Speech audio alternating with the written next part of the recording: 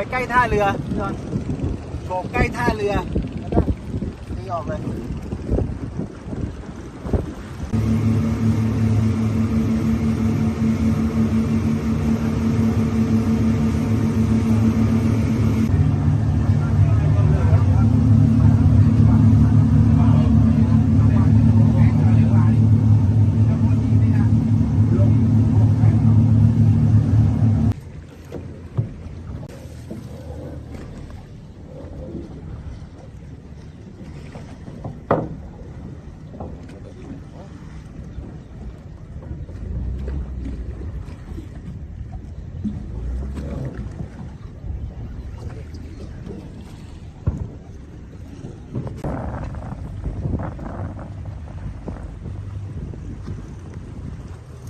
เดี๋ยวตีกลับเลย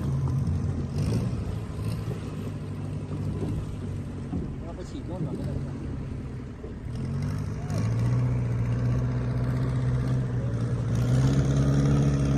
ร่วมตรวจสอบด้วยก็หลังจากนี้ก็ทางมาเลเนี่ยก็คือทางผ่านทางตายูเนี่ยเขาก็จะเอาภาพข้อมูลตรงนี้ไปแจ้งให้กับทางการมาเลเซียว่ามาถึงแล้ว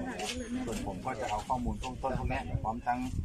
รายละเอียดต่างๆส่งให้ทางสอนชนตัวทราบด้วยแล้วก็ได้จังหวัดเขารับรู้รับทราบต่อไปด้วยแล้วก็มีโอกาสที่จะเป็นวาระหารือที่ประชุมบางทีคนที่เราไม่ได้ตั้งใจที่จะข้ามไปรับแดนไปฝั่งมาเลเซียก็อาจจะเกิดด้วยอุบัติเหตุหรือว่าคลื่นฝนลมแรงต่างๆเหตุสุดวิสัยเนี่ยก็จะได้หาวิธีช่วยกันกระตาเป็นไหมโว้ยวันนี้เราเป็นพวกเจ้าแต่ว่าวันนี้เราเนี่ยมาที่เราด้วยมาเลยกับเจ้าทุกไม่แต่เป็นการนั้นเป็นตาเป็นหวานอยู่ที่นั่นเนาะไม่ต้องโอ้โหแต่มันน้ำโป้ใส่ดินเยอะแฮร์รี่ดูแล